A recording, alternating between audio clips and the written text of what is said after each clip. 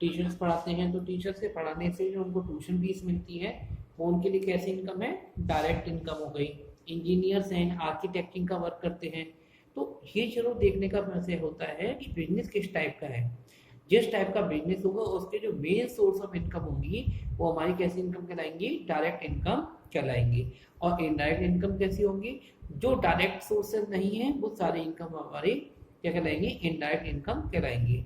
जैसे chartered accountant है, उसने कोई प्रॉपर्टी रेंट पे भी उठा रखी है, उससे इनकम हो रही, तो चार्टर्ड अकाउंटेंट के लिए क्या है, इनडायरेक्ट इनकम हो गई। इसी प्रकार से कोई मैन्युफैक्चरिंग कंसर्न है, उसने एक बिल्डिंग बना रखी है अपने वर्कर्स के लिए, उन वर्कर्स को उसने रेंट पे दे रखी है, तो उससे रेंट भी रिसीव होता है। तो रेंट रिसीव करना उसका मेन सोर्स तो नहीं है ना, जिसको क्या बोलेंगे हम, इनडायरेक्ट इनकम बोलेंगे। ठीक है, तो इस प्रकार से हमें कोई कमीशन मिल गया, कैजुअल कोई इनकम हो गई, कैजुअल इनकम जो कभी कभी होती है, रेगुलर बेसिस पे नहीं होती। जो डायरेक्ट होंगे ना वो रेगुलर बेसिस पे भी होगी। अब आप कहेंगे सर रेंट तो रेगुलर बेसिस पे मिलेगा, हाँ रेंट रेगुलर बेसिस पे मिलेगा, लेकिन नॉर्मल कोर्स ऑफ बिजनेस नहीं है। तो दोनों बातों को ध्यान रखना है हमें आपको, कि नॉर्मल कोर्स ऑफ बिजनेस भी होना चाहिए और रेगुलेटरी एंड डीलिंग भी होनी चाहिए। जब रेगुलेटरी डीलिंग होगा और क्या होगा, कंटिन्यूस बेसिस पे मिलता रहेगा, तभी क्या होगा, उसको हम डायरेक्ट इनकम कहेंगे। दोनों कैरेक्टरिस्टिक होनी जरूरी है डायरेक्ट इनकम के लिए। इनडायरेक्ट इनकम जो कैजुअल नेचर की होगी और वो कंटिन्यूस हो सकती है, लेकिन कैजुअल नेचर की भी हो सकती है। तो इस प्रकार से जो नॉर्मल कोर्स का पार्ट नहीं होगी वो हमारी इनडायरेक्ट इनकम कही जाएगी, जिसके हमने एग्जाम्पल ले लिए। कौन कौन से एग्जाम्पल लिए, रेंट ले लिया हमने, इसके अलावा कमीशन ले लिया, ब्रोकरेज ले लिया, इंटरेस्ट ले लिया।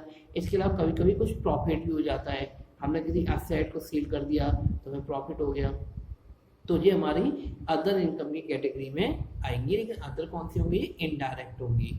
ठीक है, लेकिन नेचर को ध्यान रखना है, हर इनकम इसका डायरेक्ट और इनडायरेक्ट होना उस बिजनेस के नेचर के ऊपर डिपेंड करता है। सपोज आपके फादर एक बिजनेसमैन है, वो जिस चीज़ का बिजनेस करते हैं उससे जो इनकम अराइव होती है वो डायरेक्ट इनकम है, और उसके अलावा कभी कभी कुछ और प्रॉफिट या इनकम हो जाते हैं, वो इनडायरेक्ट कैटेगरी के हैं। आई होप आपको इनडायरेक्ट और डायरेक्ट क्लियर हो गया होगा। अब बात करते हैं इसके आगे की, कि अब इनमें डेबिट और क्रेडिट के रूल हम कैसे एप्लीकेबल करेंगे। यहाँ पे आप देख सकते हैं, ये है आपका rule of debit and credit. तो rule of debit and credit में आप देखेंगे, मैंने 3 अकाउंट लिखे हैं, personal account, next one real account and nominal account. इनके रूल क्या है, debit the receiver and credit the giver. अब रिसीवर कौन होगा और गिवर कौन होगा। रिसीवर वो व्यक्ति है जिसको आप पेमेंट कर रहे हैं। ध्यान रख लीजिएगा, बिजनेस में हम बिजनेस के पॉइंट ऑफ व्यू से सोचते हैं, ना कि अपोजिट पार्टी के पॉइंट ऑफ व्यू से। तो बिजनेस के पॉइंट ऑफ व्यू से मान लीजिए आपने राम को पेमेंट किया है, आप क्या है, बिजनेस के एम्प्लॉय हैं, बिजनेस के वर्कर हैं, आपने राम को पेमेंट किया on the behalf of business, तो इसको हम बोलेंगे राम कौन हो गया, रिसीवर। तो राम को क्या करेंगे, हम डेबिट करेंगे। और क्रेडिट किसको करेंगे, क्रेडिट करेंगे उसको जो सेकंड रूल में एप्लीकेबल होगा। सेकंड रूल में क्या एप्लीकेबल होगा अभी आगे डिस्कस करेंगे। अब इसी की जगह पर मान लेते हैं कि कृष्णा को आपने माल बेचा था, कृष्णा आपको पेमेंट कर रहा है, तो अब आपको पेमेंट किससे रिसीव हो रहा है, कृष्णा से, तो कृष्णा को क्या करेंगे, आप क्रेडिट करेंगे। क्लियर, जिसको पेमेंट कर रहे हैं वो रिसीवर हो गया, और जिससे पेमेंट आपको रिसीव हो रहा है वो आपसे रिसीवर हो गया। तो पेमेंट जिसको कर रहे हैं, ठीक है, पेमेंट जिसको कर रहे हैं वो रिसीवर हो गया, रिसीवर को हम करेंगे डेबिट, और जो पेमेंट आपको कर रहा है वो आपको क्या कर रहा है, गिविंग कर रहा है, गिवर हो गया, तो गिवर को हम करेंगे क्रेडिट। ठीक है, तो राम रिसीवर था तो राम को करेंगे डेबिट, एंड श्याम है, श्याम ने पेमेंट आपको कर रहा है, वो गिवर है, इसलिए हम आपको करेंगे क्रेडिट। क्लियर। अब बात करते हैं सेकंड अकाउंट की, रियल अकाउंट। रियल अकाउंट का अभी हमने डिस्कस किया था, इसका जो रिलेशन है वो असेट से है। अब असेट्स में 2 तरह की असेट्स आती हैं जिनको पहले भी डिस्कस कर चुके हैं, टेंजिबल, इंटेंजिबल, और दूसरी असेट और होती हैं, वो हमारी होती हैं करंट असेट्स। करंट असेट हम डिस्कस कर चुके हैं, जो 1 साल के अंदर चेंज हो जाती है, जैसे कैश, डेटर, ये मैं ऑलरेडी आप लोगों को बता चुका हूँ इन एडवांस में। तो कोई भी असेट है, अगर वो आ रही है तो व्हाट कम्स इन, अगर आ रही है, रिसीव हो रही है, पास आ रही है, हम खरीद रहे हैं उसे, ठीक है, हमारी असेट इंक्रीज हो रही है तो हम उसे करेंगे डेबिट। और असेट हमारी अगर क्रेडिट हो रही है, ठीक है, क्रेडिट कब होगी, जब हम उसको हमारे यहाँ से डिस्कार्ड कर देंगे, हटा देंगे, पेमेंट पे दे देंगे। जैसे कैश है, रिसीव हुआ आराम से तो कैश आ रहा है, तो आ रहा है तो कैश अकाउंट क्या हो जाएगा, डेबिट हो जाएगा। और कौन है, ठीक है, राम देने वाला है, तो कैश हमारे पास आया तो उन्होंने कैश अकाउंट डेबिट और राम को क्रेडिट कर दिया। अगर श्याम ने पेमेंट किया हमको तो हमारे पास आया क्या, कैश आया, कैश अकाउंट डेबिट, और श्याम को हमने क्रेडिट कर दिया क्योंकि वो क्या है, गिवर है। अगर आप इसका उल्टा कर रहे, राम को हम पेमेंट कर रहे हैं तो राम तो रिसीवर हो गया, डेबिट हो गया, और वाट गोज आउट कैश, तो कैश को हम क्या करेंगे, क्रेडिट कर देंगे।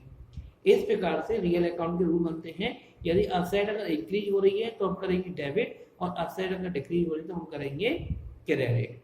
इसके अंदर थर्ड अकाउंट आता है आपका नॉमिनल अकाउंट। नॉमिनल अकाउंट में क्या करेंगे, नॉमिनल अकाउंट में जो भी खर्चे होते हैं, एक्सपेंसेज होते हैं, लॉसेस होते हैं, ठीक है, एक लिस्ट हमने एक्सपेंस और लॉसेस की आप लोगों में पहले भी शेयर कर चुके हैं। जितने भी खर्चे होते हैं बिजनेस के अंदर, चाहे वो डायरेक्ट हो चाहे वो इनडायरेक्ट हो, सभी खर्चों को हम क्या करेंगे, डेबिट करेंगे। लॉस अगर हो रहा है तो भी हम उसको डेबिट ही करेंगे। मान लो सैलरी है, सैलरी दी आपने, सैलरी अकाउंट डेबिट, वेजेस दी मजदूरों को, वेजेस अकाउंट डेबिट, आपने रेंट पे किया, रेंट अकाउंट डेबिट, आपने स्टेशनरी खरीदी है, स्टेशनरी अकाउंट डेबिट, ट्रैवलिंग के खर्चे किए हैं, ट्रैवलिंग एक्सपेंसेज अकाउंट डेबिट। जितने भी एक्सपेंस होंगे वो चाहे किसी भी नाम से क्यों ना पुकारे जाए, सबको हम डेबिट ही करेंगे। इसके बाद अब क्या आता है, क्रेडिट किसको करेंगे, क्रेडिट करेंगे इनकम्स को। हमने माल बेचा, माल बेचने से हमें इनकम हुई, सेल्स किया है तो सेल्स को हम कर देंगे क्रेडिट। हमें रेंट रिसीव हुआ, रेंट रिसीव हुआ तो रेंट हमारी क्या, इनकम, रेंट को हम करेंगे क्रेडिट। इंटरेस्ट रिसीव हुआ तो इंटरेस्ट को हम करेंगे क्रेडिट। इसी प्रकार से कमीशन हमें रिसीव हुआ तो कमीशन हमारी क्या है, इनकम है, तो हम उसको कर देंगे क्रेडिट। तो जो भी इनकम है, चाहे वो किसी भी नाम से क्यों ना पुकारी जाए, अगर वो इनकम है या प्रॉफिट हो रहा है तो हम उसको करेंगे क्रेडिट। लॉस अगर हो रहा है तो हम क्या करेंगे, डेबिट। इस प्रकार से ये पूरा सिस्टम बनता है, rules of debit and credit. अब आई होप आप लोगों को समझ में आ गया होगा। अगर कोई क्वेश्चन है तो आप मुझसे पर्सनली पूछ सकते हैं।